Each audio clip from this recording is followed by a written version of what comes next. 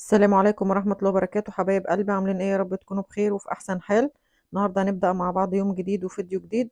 اتمنى ان هو يعجبكم، بس قبل ما نبدأ نقول بسم الله والصلاة والسلام على اشرف خلق الله. هنعمل مع بعض النهارده غدا سهل وبسيط كده، طريقة شوربة العدس والفتة. تعالوا نشوف المقادير مع بعض ونشوف هنعمل ايه.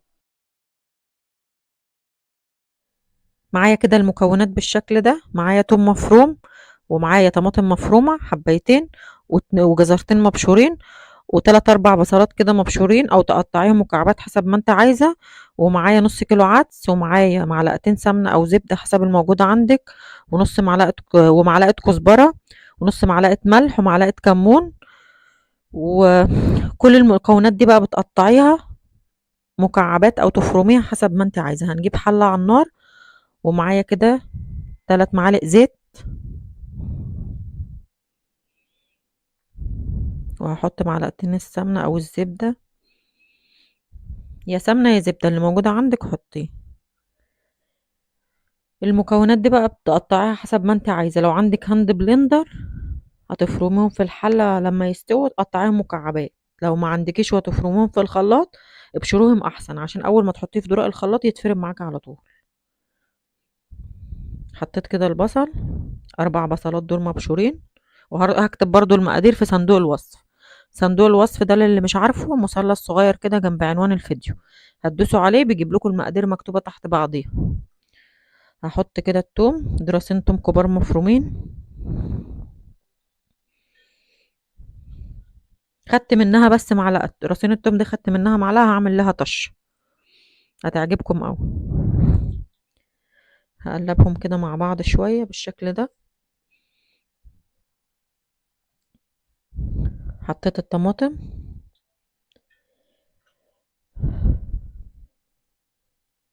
وده جزر مبشور.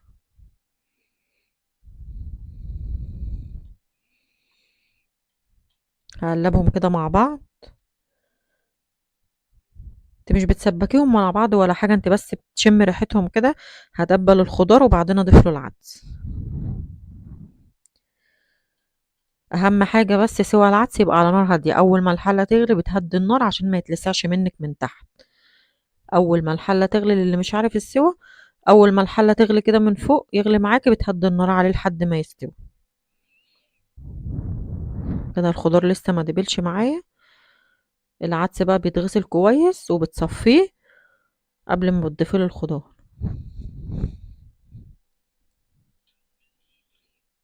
نفضل نقلبه كده بالشكل ده.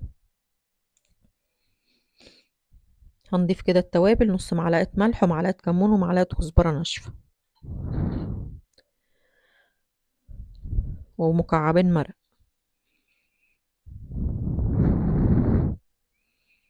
المرقة الدجاج دي بتعزز من طعم العدس. في ناس بقى في المطاعم وشيفات الشيفات الكبار بيعملوا العدس ده ايه بقى، بيضيفوا له شوربة. يعني بيجيبوا من عند الجزار حاجة اسمها المواسير، اللي هي بيبقى فيها النخاع. دي اي حد بيشتريها، مش لازم يعني حد على قد حاله وكده. بيجيبوها ويحطوها بقى، بيحط لها البوكيه جرن بتاعها، يعني لورا وحبهان وكل كل التوابل اللي انت بتحطيها على الملح او الفراخ. كل التوابل قصدي اللي بتحطيها على البط او الفراخ بتحطيها للماسوره دي. وبعد لما بتستوي بتصفي الشوربه بتاعتها من التوابل اللي فيها، وتطلعي النخاع، وتضيفي الشوربه بقى للعدس بدل الميه. هنا بقى حطيت العدس بالشكل ده، هقلبهم مع بعض. ولما بتطلعي بقى من المواسير دي النخاع بتعمليها، انا بقول كده للي بيعملها بالمواسير، بتتبلي النخاع في معلقة توم ومعلقة زبدة، وبعدين بتضيفها على وش الفتة. ده اللي هيعمله بشرب. لو عندك شوربة فراخ او بط في الفريزر، او شوربة لحمة تحطيه له برضه بدل المية، بيعزز من طعم العدس. بس كده طعمه حلو برضه، انا بسجل لكم بعد الفيديو طعمه جميل.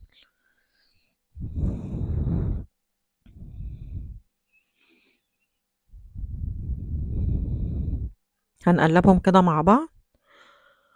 كده التوابل حطيت اول حاجة الزيت والسمنة، لو مش عايزة تحطي سمنة حطي زبدة حسب ما انت عايزة. وحطيت البصل والثوم والطماطم والجزر، وتبلت الخضار شوية، وبعدين ضفت لهم العدس والتوابل، الملح والكزبرة والكمون ومرقة الدجاج. ضفت كده المية بالشكل ده. كمية العدس دي نص كيلو، اللي عايز بقى يزود الكمية هو وراحته.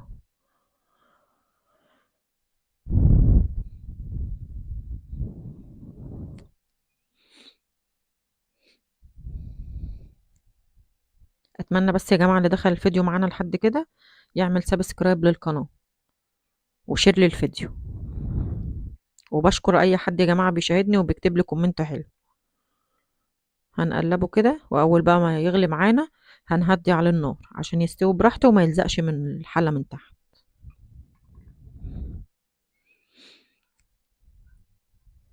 كده بقى التوابل اللي انا نسيتها، نص معلقة كركم بيعزز من لون العدس. هو كده كده بيبقى لونه اصفر، بس ده بيبقى مخلي لونه حلو.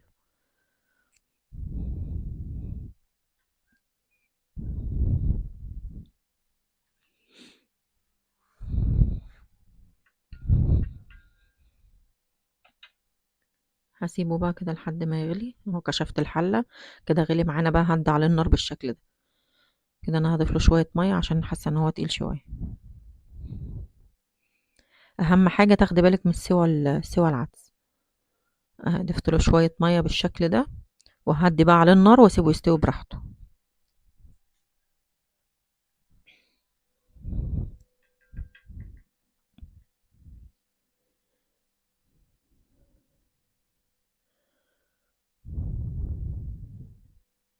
كده دخل في السوا. اهو كده استوى معانا. هنجيب الخلاط هنا بقى، بشاور لكم على اساس نملى نص الخلاط. للي عنده هاند بلندر يضربه في الحله زي ما هو كده، بتشغل الهاند بلندر وبتضربيه في الحله. هنا هنحط بس مش نص الخلاط، ممكن يعني اقل، اكتر من ربع شويه. انا هوريكم دلوقتي الدرق لحد فين. واهم حاجه لما تيجوا تضربوه تفكوا الغطا اللي في الخلاط من فوق، اللي هو الغطا الصغير مش غطا الدرق نفسه، لا. هوريكم برضو دلوقتي. شوف مكان واسع قد ايه، عشان تدي براح للبخار ان هو يطلع. تفكوا الغطا ده بقى، ما تسيبوهوش وانت بتضربيه، ما تسيبوهوش في الخلاط عشان البخار مش يكسر منك الدرق. كده فرمت اهو بالشكل ده. جبت حله تانية وادلق بقى فيها اللي انا فرمته. كده الكميه خلصت كلها بالشكل ده كده. اللي عايز بقى يعمل طباق شوربه من قبل ما تحط على الشعريه، في ناس بتحبها كده تشربها ساده كده، تديله غلوه كمان وتغرفي منه. لكن انا بحب احمر له الشعريه واحطه كده، ما بشيلش منه. في ناس بتعمله على مرتين، يعني بيقسموه على مرتين، شويه من غير شعريه وشويه بالشعريه. جبت حله صغيره، حطيت فيها شويه زيت.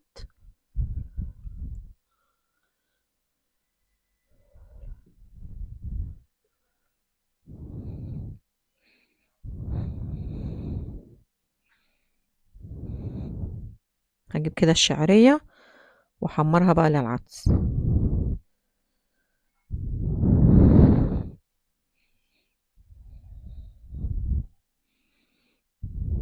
اللي عايز يشيل منه يا جماعه شويه، مش بحبوش من غير الشعريه يشيل. كده حطيت الشعريه وهحمرها لحد ما لو يبقى لونها ذهبي. ما تغمقيش الشعريه قوي عشان ما يبقاش لونها وحش في العدس، يبقى لونها فاتح كده شويه. تاني لو خليتيها بني قوي هتبقى لونها غامق جوه العدس. خلي لونها ذهبي فاتح، وبتضيفها بقى للعدس وتديله غلوه وتروحي طافيه عليه. في ناس بقى بتقشر بطاطسايه، بوريكم القوام بتاعه. في ناس بقى بتقشر بطاطسايه وتبشرها وتضيفها مع سوى العدس، وتحط مثلا معلقتين او 3 رز تغسلهم وتحطه. لا بس انا ما بحبش احط رز ولا بطاطس. اللي عايز يضيف له اي اضافات تانية يضيف له، بس الطريقه دي حلوه قوي وطعمه جميل. كده ضفت الشعريه وبالشكل ده. هديها غلوتين كده مع العدس وبعدين اطفي عليه. كده طعمها بيبقى حلو، احلى ما تضيفي رز ولا تبشري بطاطسيه فيه. كده القوام بتاعه مش عايز حاجه تانية. يعني انا شايفه ان القوام بتاعه مناسب اهو. انا بوريكم القوام برضو بالكبشه، القوام بتاعه حلو. كده استوى وخلص معانا. جبت صينيه، هحط فيها شويه زيت سمنه او زبده. اللي عايز يحمر العيش بالطريقه اللي انا بعملها بيها دي يحمره، بس بتبقى حلو. اللي عايز يفرده في الفرن مثلا في صينيه ويرش عليه زيت ويحط له حته زبده او سمنه ويرش عليه شويه كمون وفلفل اسود ويدخله الفرن، يعمله زي ما انتوا عايزين. بس انا بوريكم بس الطريقه، واللي انتوا عايزين تعملوه اعملوه. بس انا شايفه اما تحمري كده احسن. في ناس بتحب يتولع عليه شوايه الفرن وتسيبه لحد لما يتحمر.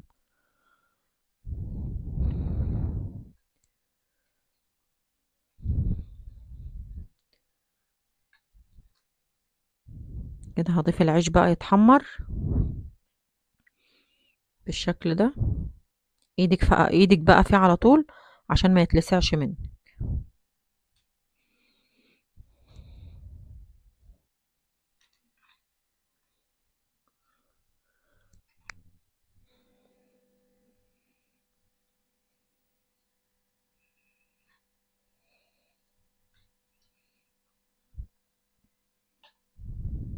كده بالشكل ده تفضلي تقلبي فيه.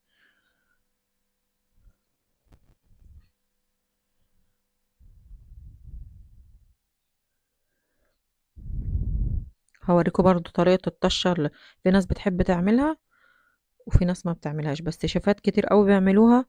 والمطاعم بتاعت الأكلات الشعبية بيبقوا حاطينها على وش الفتة بتاعت العدس في المحلات.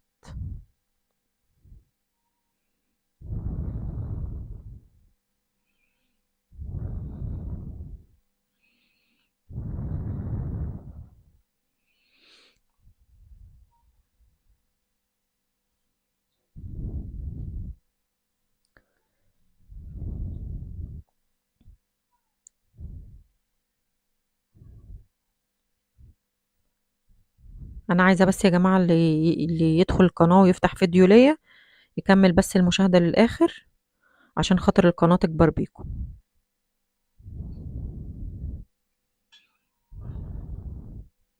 كده خلص اهو، اتحمر معايا بالشكل ده.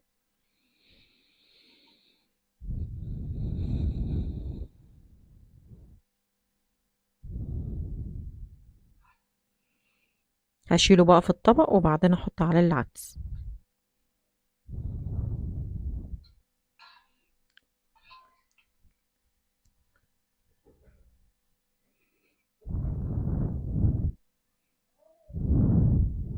انا حطيت كده برضو، سبت ده لطبق تاني هحطه فيه عشان ما يبقاش الطبق فيه كتير ويكب منه او حاجة.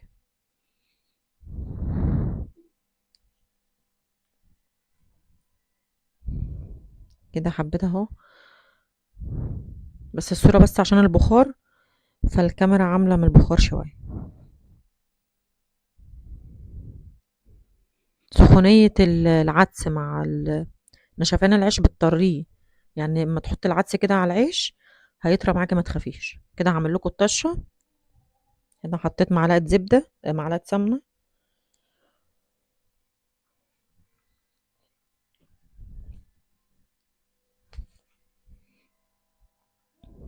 كده حطيت معلقة سمنة كبيرة. هحط دي التوم اللي انا كنت شايلاه من التوم الاولاني اللي انا قلت لكم راسين توم مفرومه، دي المعلقة الكبيرة اللي انا كنت شايلاها.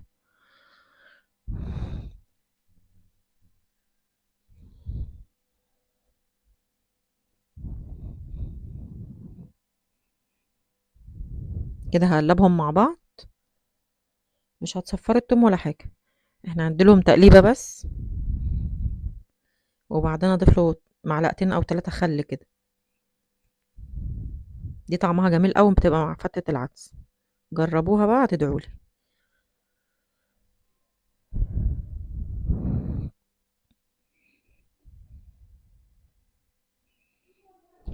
هنقلبهم كده.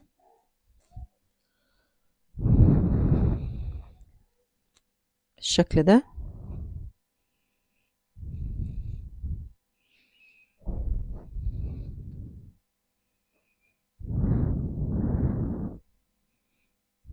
هنا ضفت له الخل. هسيبهم بقى كده يغلوا مع بعض غلوة بسيطة. وبعدين اضيف لهم حبيتين طماطم كده قطعتهم مكعبات. مكعبات صغيرة يعني مش مفرومين. عايزة تفرمي انت وراحتك، يا مفرومة يا متقطعة. بس قد الخل مع التوم غلوة واحدة. تشم دي غير دقة الكشري خالص يعني. الطشة دي تشم ريحة التوم مع الخل كده طالعة، تديهم غلوة. وبعدين اضيف لهم حبيتين الطماطم. هتعجبكم أول لما تدوقوها مع الفتة.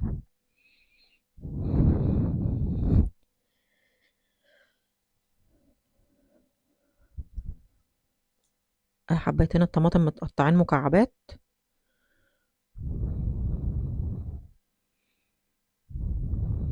بالشكل ده نقلبهم بقى لحد ما يتبلوا. ده معلقة كمون ومعلقة كزبرة.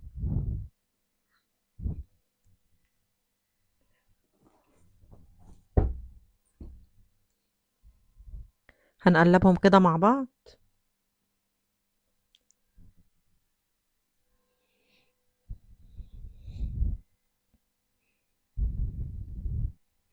لحد ما يتبلوا معانا كده على نار هادية. ما تعليش عليهم النار عشان خاطر ما يتحرقش منك.